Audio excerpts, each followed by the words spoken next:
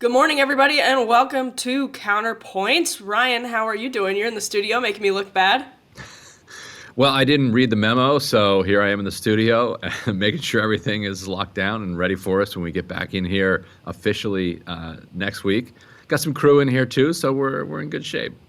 Thanks for checking in on things. But it's a great shot, actually, and you still have the winter monitors behind you, so it really works out well because there's, about 7 inches of snow in DC, which usually it's really warm outside when we have the winter monitors on. Yes, indeed. All right, so we have a big packed show for everyone today. We're going to be starting with the tragic wildfire that broke out in Palisades yesterday outside of Los Angeles.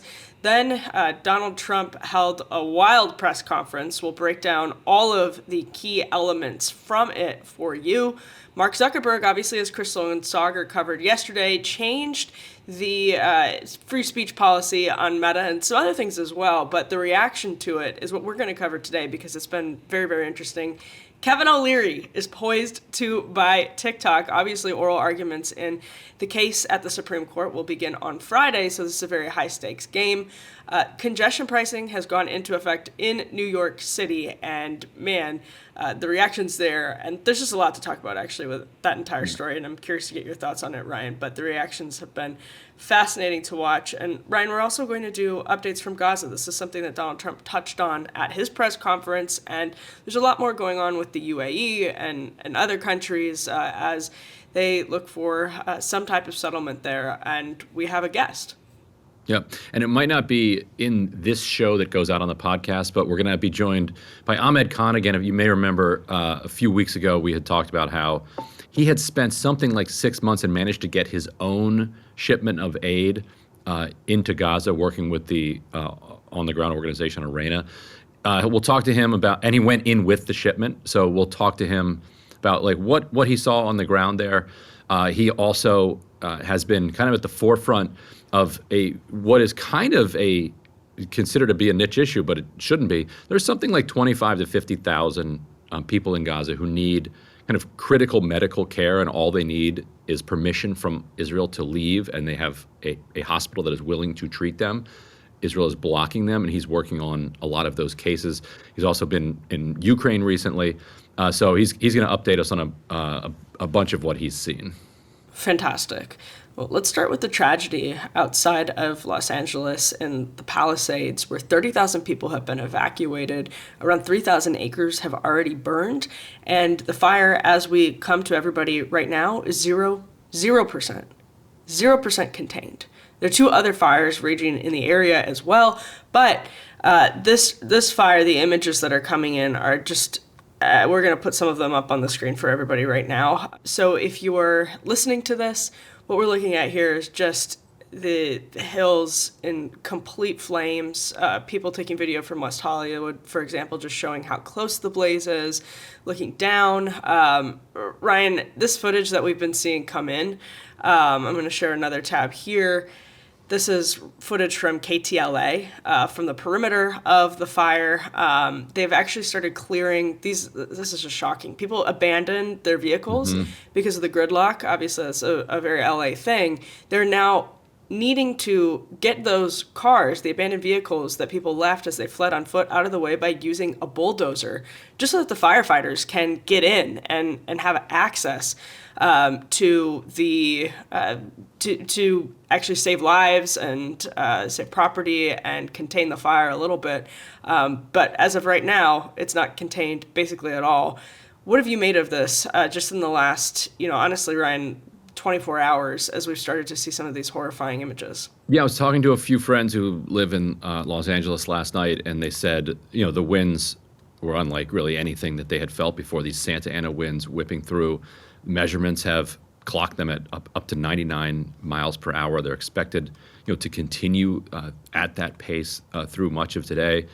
It seems like it's been at least 10 years since there have been Santa Ana winds of that force, and so they're picking up embers from fires, tossing them through the dry air, landing them on new rooftops, burning new houses, new fires sparking in throughout the Los Angeles area, creating a real kind of hell on earth situation. like you said, 0% contained. Seems like there were reports of a lot of fire hydrants running out of water, and the traffic, on the best of days in Los Angeles is just brutal. It absolute, the most poorly designed urban area you can possibly imagine, and trying to imagine escaping raging fire with those normal traffic patterns in your way turning into panicked traffic patterns. Every one of those cars represents a family or a person who was fleeing their home and then believed that they couldn't make it anymore in their car and just left it right in the middle of the road, which of course then leads to complete and total gridlock. Yeah, I do want to share one video of two men escaping because I think it's a glimpse into the experiences that a lot of people in California have had over the last 24 hours. And it's apocalyptic. It's like a horror movie come to life. So let's take a look at this video here. All right, dude. Yeah, let's get out of here. We tried, bro. I'm sorry. Got our best. Yeah, and then this tree falls, it's over. I'm sorry, bro. Gotta get out of here. Oh, shit. Holy shit. Dude, that tree. And Ryan, what I think is especially horrifying about that video is you can see in real time the fire spreading because they're obviously running through the embers that are falling like snow onto trees, onto houses, and it really does look like it looks like snow. It's snowing in hell, essentially, like it's raining fire onto them, and you can see they're in the middle of how it's spreading so wildly and why it's not contained, just like a horror movie. I mean, it really looks like a scene from a horror movie. And it's unlike a lot of things, it's not sparing the rich either. It's going after, properties worth well into the millions, really rocking the city.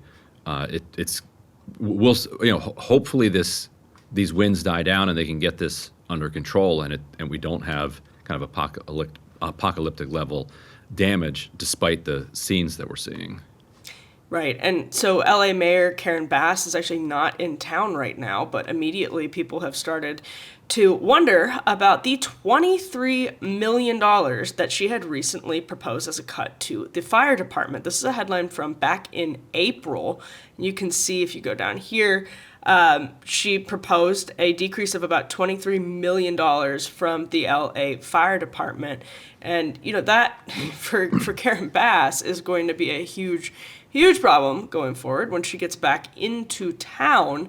Let me share another element here as well. A lot of people wondering, understandably wondering, this is a post on X. Where are our tax dollars going as the city of LA goes broke? One of the many questions we get. This is from the account of the LA City Controller, Kenneth Mecha. He says the city just started a new fiscal year, and if you want to know how the mayor and a majority of city council decreased or increased departments' operational budgets, see below. So what you're seeing on this chart, if you can make it out, is a huge increase in the police budget.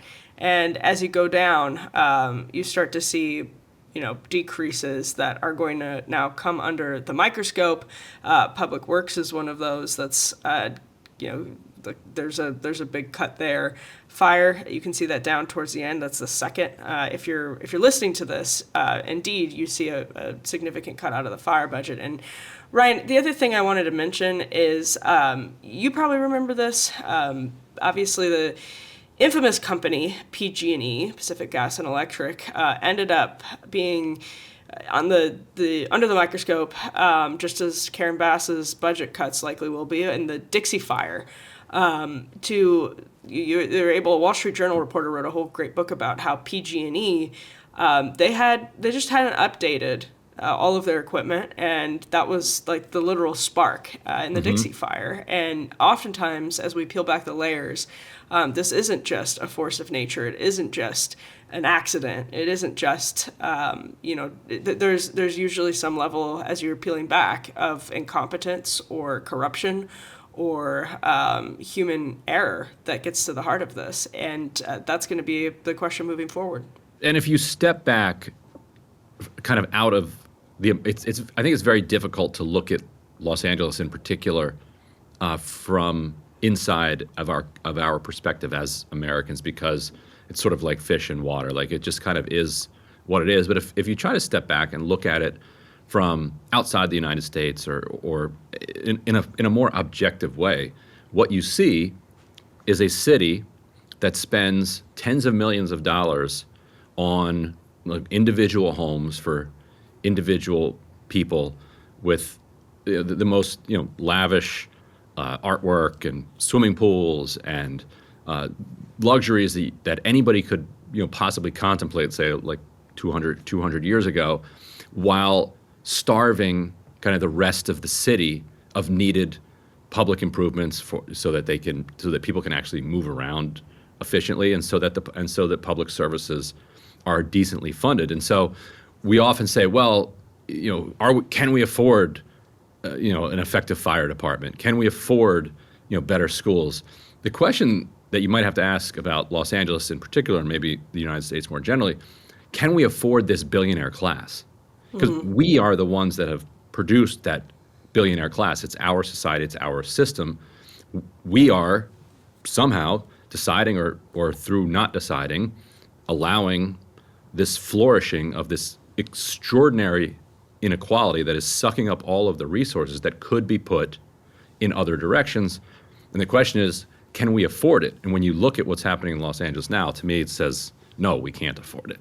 It gets harder to afford it in that sense, Ryan, when you're also allowing the billionaires to corrupt the system and to just live in a sheer state of oligarchy, which is sort of, it's tragic. It's tragicomedy in California, because tragicomedy when there's not actual human life on the line, because you look at it and you're like, this is, you have the system of referendums, like you have as close to direct democracy as exists in the United States, and yet the billionaires really run the show. So this may be a total force of nature situation that would not be uncommon or crazy, but California has seen some, PG&E is a company that gets just enormous benefits from the government. We've seen, massive slashing from Karen Bass. Fire was second to last on that list of the highest cuts. So yeah, there are going to be a lot of significant questions, I think, asked here, rightfully so, about the oligarchy in California, Ryan.